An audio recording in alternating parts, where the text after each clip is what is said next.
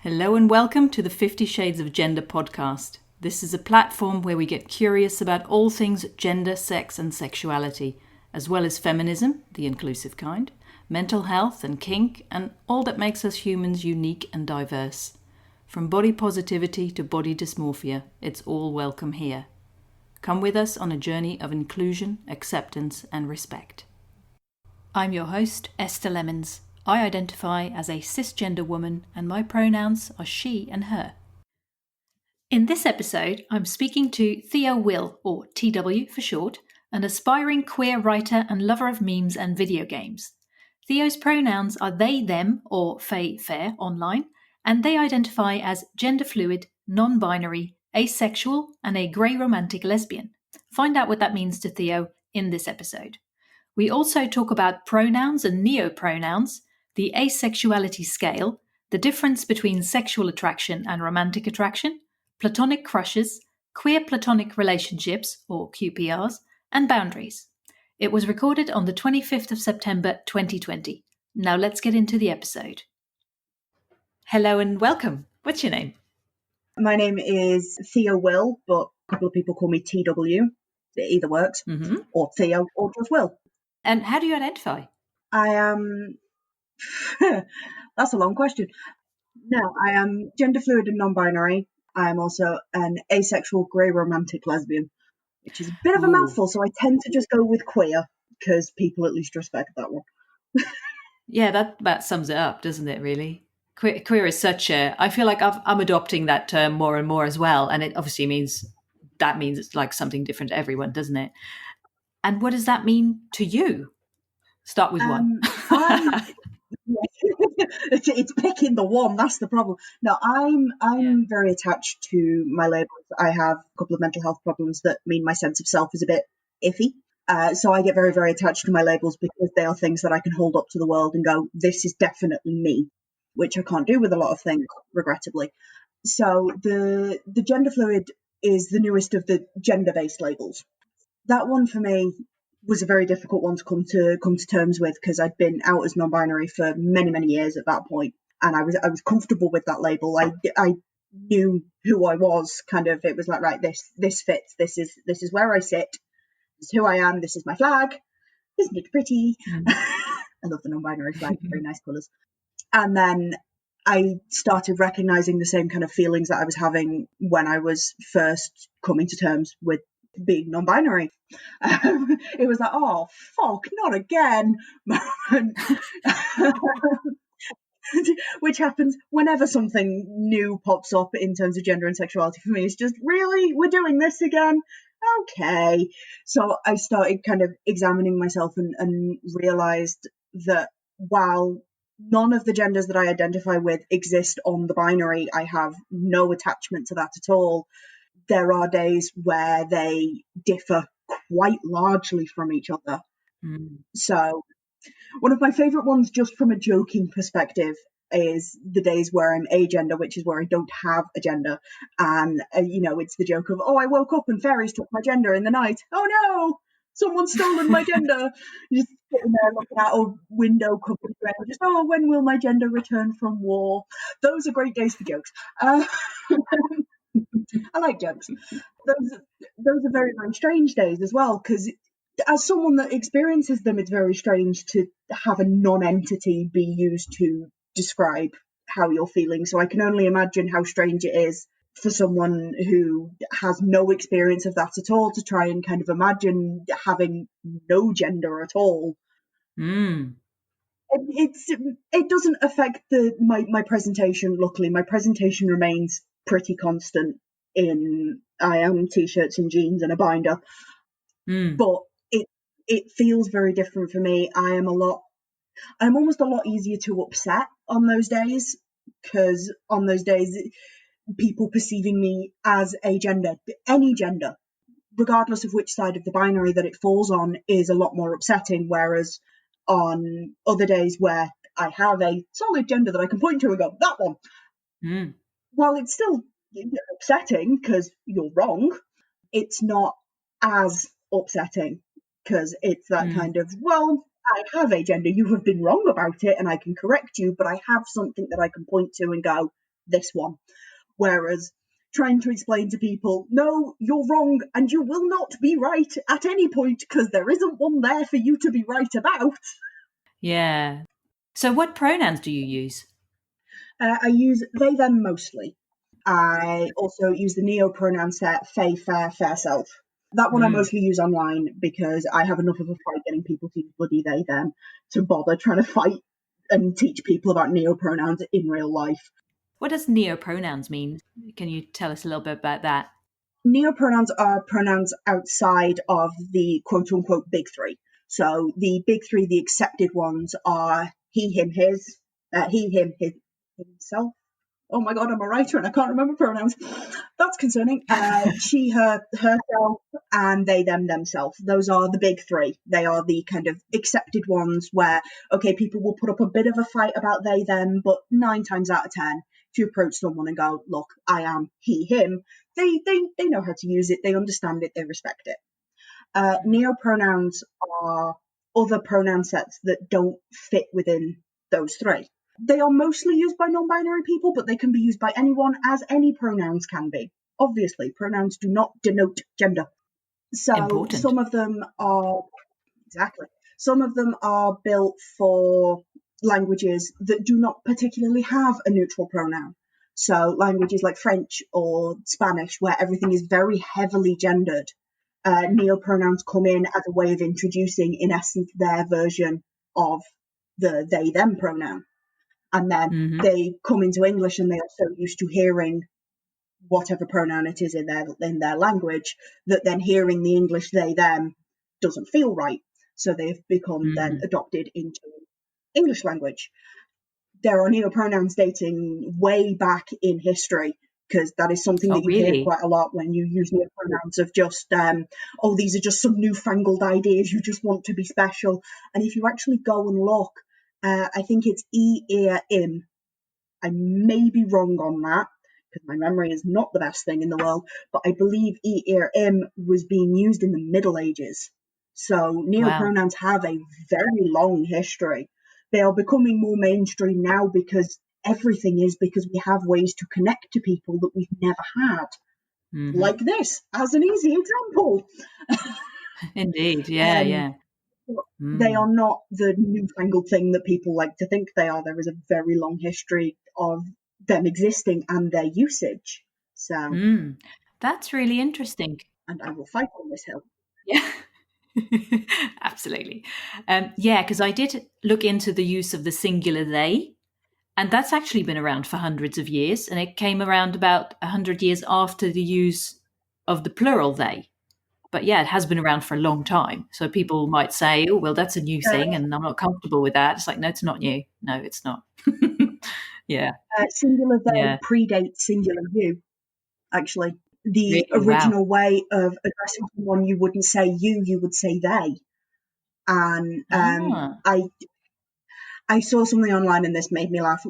Some angry bloke from way back when basically complaining that we were switching to the singular you, thinking it far too informal and thinking it would give people ideas above their station if they could address their betters with the singular you instead of the singular they. Oh, how interesting. Yeah. So tell me more about some of your other labels.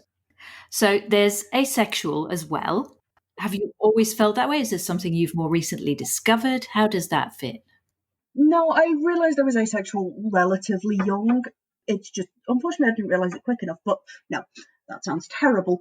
I was very confused about it in the time where most people are dating and losing their virginities and such. I had a long-term girlfriend at the time, and I'd kind of push for sexual activity because I thought that's what I was supposed to be doing. I thought that's what people of our age did when we were dating.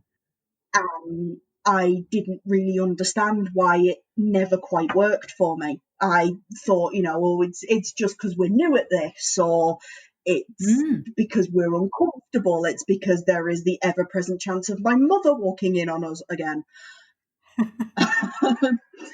Sorry, Mum. No, so, I thought all of these things, and it wasn't until about 2 years later, because that was happening when I was about 16, it wasn't until about 2 years later that I found asexual as a term, and I kind of started looking into it. And asexuality is a bit of a sliding scale. So there is asexual at one end, and this is very funny because I normally don't like binaries, but here I lie. There is asexual at one end, and then you have like grey sexual or grey asexual, people who very, very rarely feel sexual attraction but do still occasionally. And then you've got things like demisexual, where you do not feel sexual attraction until there is a very strong emotional connection. And there's a couple of others. Yeah.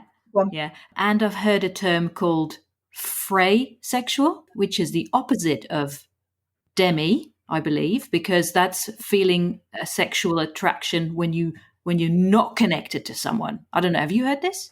Is that something you're familiar with? And then it kind of goes away. Yes, I have heard of it. And then with some people, it kind of goes away once you develop an emotional bond. Yes. Yeah, exactly. How interesting, isn't it? Well, keep going. There's loads out there. I cannot name them all because while I am a font of various pieces of knowledge, I am not that good. But I have stopped at many places along that line. I thought I was demisexual for a while. I thought I was graysexual for a while before finally kind of almost shrugging my shoulders and accepting, no, okay, I don't feel sexual attraction, and my relationship with sex itself is inherently complex due to my asexuality, and then has been regrettably compounded further due to trauma. So I err on the side of sex neutral or sex repulsed, where it's either like, so it shows up in TV shows or in books. 9 times out of 10, I'm just like, whatever. I would appreciate it not being there because I can't see the point of having it for whatever reason. Normally there's no story behind it. But I'm not like turning the TV off going, oh God, no, I don't want to look at it. But then when it comes to the thought of me being involved in a sexual act, being either giving or receiving, I get very, I can't think of the right word, very uncomfortable is the closest I can come. I kind of land on the side of, if it is that important to a future partner, I can give, but that would be the extent of any kind of sexual relationship that I would end into, because I am immensely uncomfortable at the thought of receiving and don't have the desire to do it like most people do, because that is something that is often misunderstood about asexuality. Is it is not that we don't enjoy sex. There are asexuals out there with libidos. There are asexuals out there with heavy fucking libidos. They frighten me. No, that is a terrible joke, and I shouldn't say that. I'm sure they're all lovely. It's a lack of sexual attraction. So it's, you know, like there are people there are women that I look at and I go, oh, I really love to date you. I think you'd be great. I think you're really pretty. You're very aesthetically pleasing. I could see myself becoming romantically attracted to you, but I don't have the same kind of thing that I understand that many other people have, where they look and they're like, oh, I'd love to get you into bed. And they're going, if you mean to take a nap with her, yeah, definitely. That sounds fun. She looks like she'd give us hugs. For any other reason, no thank you. You're weird. Yeah. Yeah. So it's almost like separating sexual attraction from almost the physical pleasure, perhaps, like separate things. Is that about right? Yeah. Okay. I like physical pleasure. Physical pleasure is fun. I am not a big fan of other people being involved in physical pleasure, but that's for a variety of reasons. But physical pleasure, fun. Yeah. I don't look at other people and have that be something that's on my mind at any point. I don't look at people and go, ooh, me, you, physical pleasure, good time. Now that's fair enough. And then the last label, couple of labels, I suppose. Grayromantic, lesbian. So grayromantic, I guess, would be again on that scale of. I mean, by all means, you tell me. What does that mean to you? Aromanticism is much the same as asexuality, except instead of it dealing with sexual attraction, it deals with romantic attraction, which is something a lot of people don't register as being different, which is why there is the kind of misconception that asexuals are not interested in dating, because Mm-hmm. because people who are not asexual at all or aromantic at all never have to look at the difference between what they would consider sexual attraction and what they would consider romantic attraction. They've become Mm-hmm. irrevocably intertwined within their heads, and that is a problem within society as well. The idea of sexual attraction and romantic attraction is irrevocably intertwined, where if you say you don't experience one, people assume you don't experience the other either, if they are even aware that there is a difference. So aromanticism falls along much the same scale as asexuality in terms of labels, because the communities are very close. So you have Mm-hmm. aromantic, which is no romantic attraction at all.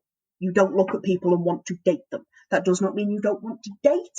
That does not mean you cannot date. It's just you don't have those kind of feelings, in the same way Mm-hmm. that being asexual does not mean you don't want sex or you will never have sex. It just means you don't have those feelings about people.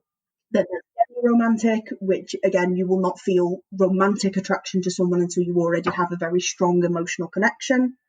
And grayromantic, which is where I sit, is that I don't feel romantic attraction very often. Mm. So I Okay. can look at plenty of women who are lovely and aesthetically pleasing and have wonderful personalities, and who I would sit there and go, I would like to be your friend. I would like to spend Mm. time with you. I think we'd get on really, really well. And quite a big one for me, you look like you'd give very good hugs. Oh, love that. Um, but if, as an example, I looked at 100 such women in a day, I would feel romantic attraction for maybe 5 of them, to give Mm-hmm. kind of a scale. So that would be 95 women who fit every archetype I have for what's important to me in terms of a relationship, that I would feel no level of romantic attraction for, Mm-hmm. which is how I arrived at the grayromantic label, because it was that kind of, I started questioning it, and I was there going, well, I know I'm not demi-romantic because there are people that I do not know and have no such emotional connections to, that I Mm-hmm. have romantic feelings for. And I know I'm not aromantic because I have romantic attraction, but I don't seem to have as much as other people. Mm. And kind of narrowing it down and going through labels and research and stuff, and then finally landing and going, oh, okay, this is where I sit. This one. I do experience it. Mm. I just experience it very, very rarely. It's a big Mm-hmm. thing for me. Yeah. Yeah. Yeah. Lesbian, I feel, is relatively self-explanatory. Women, good. Yeah. Yeah, so the thing is with the lesbian part, because obviously most people understand this to be a woman being attracted to women. So that's your standard definition of a lesbian. So but your identity is more like non-binary and gender fluid. So how does for you the label lesbian fit? I mean, why does that label fit you? I mean, firstly, I came out as a lesbian long before I started questioning my gender, which Okay. really I should have questioned my gender first, because that was a lot more pressing. Um, Um, Yeah. but no, I came out as a lesbian first, and it's also, once you step off of the binary, the available labels for you to describe the way you feel, any level of attraction, whether sexual or romantic, platonic is a completely different section, but Hmm. any kind of quote unquote grown up emotions, or however people want to quantify it, be they sexual or romantic, your labels for that shrink significantly, because the basic ones that people tend to understand are homosexual, heterosexual, and bisexual. One of them Hmm. people don't tend to like very much. Well, 2 of them they don't, but one tends to catch a bit more for it. And hetero is the same as, no, wrong way around. Hetero is the opposite. Homo is the same as, and bi is 2 or more. Once you are off that binary, there is no the same as or opposite to. There is still 2 or more, but it's that kind of, there are non-binary particular labels for people that are just attracted to women. I can't Hmm. remember what they are, so please don't ask. The problem that comes from those is that no one else knows what they are either. So even if I could remember it, if I turned around and said, oh, this is what I am, I'd have to give a goddamn 15-minute speech on non-binary identities and then what that term means in and of itself. And that's Mm. fucking tiring. I Mm. do that enough as it is. Yeah. you know, so yeah, there are terms for non-binary people who are particularly attracted to women, which I am. I am attracted to women and women-aligned people. So the women-aligned people is, for example, non-binary people who present very femininely, or Mm-hmm. non-binary people whose gender identity is still somewhat tied to the binary, despite not being despite not being on that binary themselves. So, as an example, there is a gender known as demigirl, where you are not female, but you're kind of close to it. You female adjacent almost. There is obviously also Mm. the opposing side of demiboy, where you are male adjacent almost. I would not, obviously it's going to end up in the podcast, but I would not take my word as the set in stone descriptor of those labels, as I do not fall into either of them. Therefore, you may get demigirls or demiboys in your comments going, well, actually, no. But that has been kind of the best way I've found to explain it to people who have very little experience with Mm-hmm. non-binary genders, is that it's kind of female like almost. You're almost there, but not. So, Mm-hmm. those are the people that I'm attracted to, which is why I continue to use the label of lesbian despite not being a woman. And while there is some uproar about this within the lesbian community because people have nothing better to do than gatekeep, apparently, it is generally very well accepted that non-binary people have always been part of the lesbian community. Mm. We have kind of always been there as lesbians. Every sexuality is inclusive of non-binary identities. If you are straight and you are attracted to someone that is non-binary, that does not make you any less straight unless you want it to. If you are a lesbian and Mm. you are attracted to someone that is non-binary, you are not any less a lesbian unless you want to be.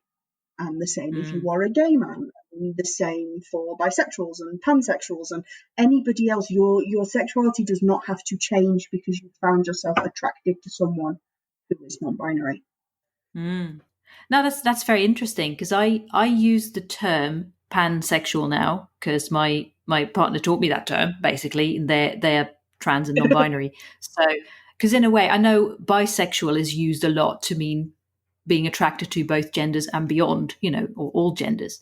So yeah, I don't mind either term, to be fair. I just feel like I'm human sexual in the end, and it doesn't matter to me what gender anyone is or what body parts they have or whatever. So, thinking about something else you mentioned, like types of relationships. We talked about like a sexual attraction, like being like even asexual, Yeah. aromantic, and the scales of that. And there's also the platonic side. You mentioned the word platonic. Yes. And we talked about this the other day, didn't we? And we got chatting about platonic attractions and having a squish, which is a platonic crush. I came across that term recently, and I just love it because it just sounds lovely and squishy and cute. So you mentioned that you have an unconventional relationship related to that. So can you tell us a bit about that? I have a queer platonic partner, um, Okay. or a queer platonic relationship. Online, it is often shortened to QPR. Now, I will not be saying that here because it's actually longer to say QPR than it is to say queer platonic relationship. But Fair dues. in typing, QPR is a handy shorthand. His name is Tom, and I love him, even if sometimes I do want to kill him, like today, trying to figure out his birthday present, and he won't answer me bloody questions. And I'm there going, please just answer the question so I can buy you a goddamn birthday gift for the love of Christ. And platonic attraction again differs from romantic attraction and sexual attraction in a way that not a lot of people ever feel the need to examine. And Mm-hmm.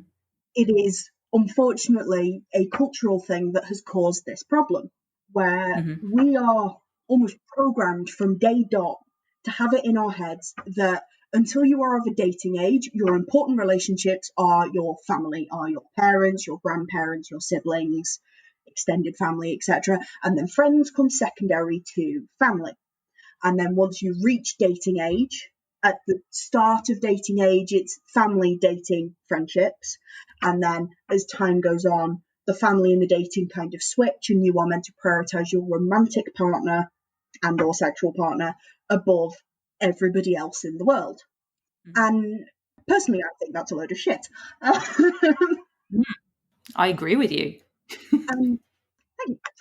And the problem is that sometimes you end up with very, very strong platonic feelings for someone, which is, such as squishes, which is like a crush, but platonic. So I describe it as looking at someone and being like, oh my God, I really want you to be my best friend. Yeah. Society refuses to allow you to prioritize your friends in your life. So, like, I have friends, and we've semi-joked, semi-seriously, talked about literally just setting up a farm for the group of us and just living there for the rest of our lives. No romantic partners, no, we will just live here as a weird little gay commune. Yeah. Looking more and more enticing as time goes on, not gonna lie. And it's that kind of, if I were to come out and say that to my family, or say it on Facebook or on social media, that, right, this is how I'm living the rest of my life now. I am going to prioritize these people. There is no romantic attraction. There is no sexual attraction. We will not be dating or getting married or anything along those lines. They are my friends, and I'm going to prioritize them as the most important relationships in my life for the rest of my life. People would look at me like I'd gone fucking insane. Which I have, but that is not part of it. That's not the point here. Yeah. Exactly. So that's where kind of the need for a label like queer platonic partner came from. It is the idea of having such strong platonic feelings for someone that you would happily shape the rest of your life around them should you and they agree. So my queer platonic partner, and I got his permission before I talked about him, because I'm very big on boundaries. So it was like, right, how much do you want me to talk about you? What am I allowed to say? And he was like, no, just say anything. And if angry turf show up on my door, I know where they've come from. Yeah. Yeah. Which, fair enough. So his name is Tom, and we were friends for a while, and I had a very big squish on him that made me very embarrassing to be around. And I am sure anyone that was around me around that time was probably, if they didn't know that I was a lesbian, probably thought I had a crush on him. And then back end of December, beginning of January, we kind of sat down and talked about it. And I was like, look, this is a thing that happens. This is what it means for me. The ball is now in your court. What did you want from this relationship? Were you quite clear about what you wanted from the relationship and from him? So what did you say to him? Funnily enough, it started as a joke. I jokingly referred to him as my husband because we spent so much time together, and we bicker like an old married couple. And I call him a dickhead like we're an old married couple, and he calls me an asshole in much the same vein. I love language as insults, it's fine. So it started as the joke, and then I kind of introduced the idea of queer platonic partnerships, and it was that kind of, look, it is basically just a title, so that when I talk about you, or if you wish to talk about me, we kind of have a way of saying, look, this person is more important to me than just they're my mate, they're my best mate even. I don't expect anything from it. Because personally, I am a firm believer going into any kind of relationship expecting particular things is a recipe for disaster. So I don't expect anything of it on principle, but I also don't expect anything of it just because there doesn't need to be anything for me. It is that kind of, he is someone that I love, and I tell him I love him a lot. Normally after I've been a complete shit and he's trying to shout at me and say, love you, and then he shuts up. But I tell him I love him a lot. And it's that kind of having someone that I know I can come out of a really shit day for whatever reason, and there are many reasons, both now and in general, that I may have a shit day, and I can kind of reach out to him and be like, look, I've had a really shit day, and I know I am talking to someone that loves me and wants the best for me, and he can do the same to me. And we have both leaned on each other at various points for various reasons. It is having someone who knows you and who loves you, basically. That is at its core what it is for me. everyone experiences queerplatonic relationships differently because everyone experiences romantic and sexual relationships differently. There is no one unifying experience, and there never shall be. But that is how it is for me. He is, at this point, one of the most important people in my life. And I like to believe that it is much the same on the other side. I cannot speak for him. I'm pretty sure if I tried, he'd shout at me. No, this is making him sound very bad. No, he does not shout. We joke about him shouting at me a lot, but he does not shout at me. He's very nice, I swear. But I cannot say what he feels. But when we've spoken about it, which we don't do a lot, because what is the point of belabouring something we have discussed and agreed upon? But when we do talk about it, there is that kind of reciprocation of, yeah, this goes both ways. This is not just me projecting, because that is a big worry.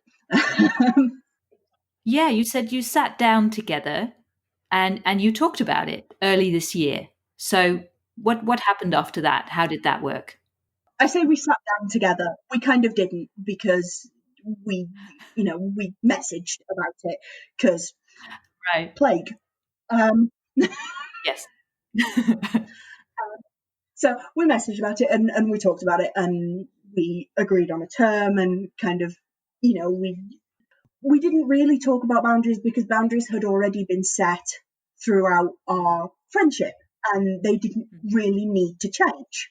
It was that kind of, you are the only person that is allowed to joke about X thing with me for whatever reason.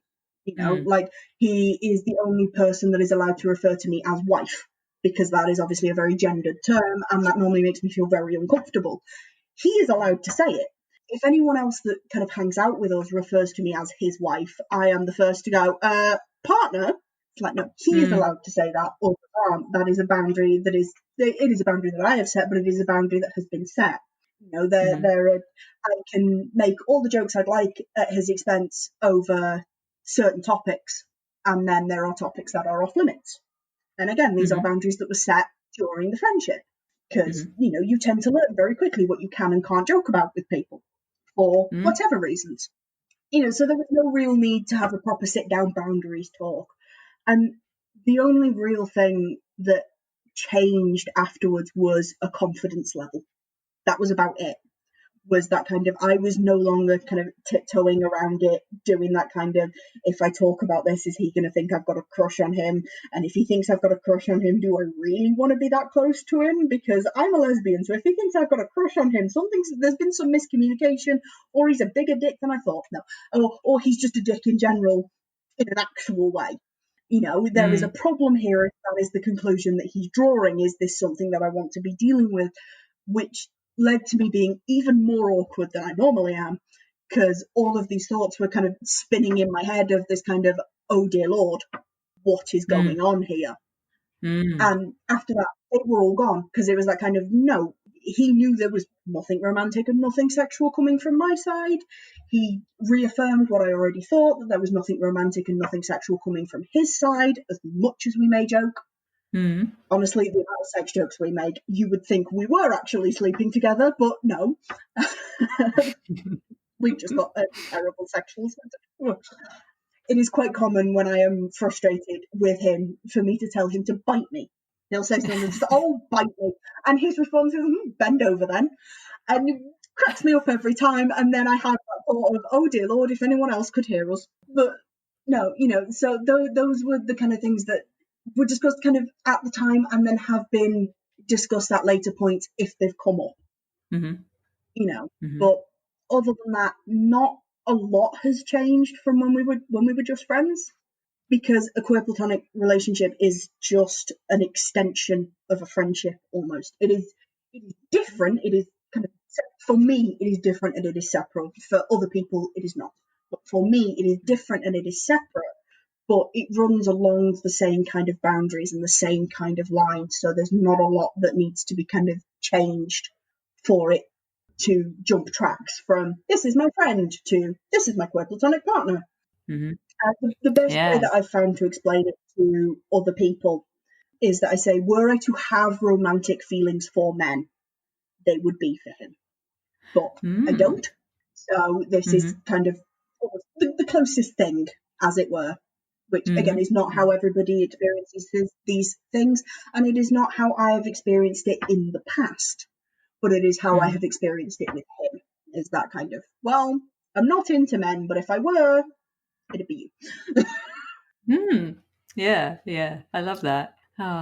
So you would consider yourself a single person in relationship regard, because I've seen that on your profile, so I'm not making assumptions here. So you are basically what I'm thinking about now is the term polyamorous, which is, got many nuances to it, doesn't it? So basically you are who you are in that relationship. You have this solid base of what you have.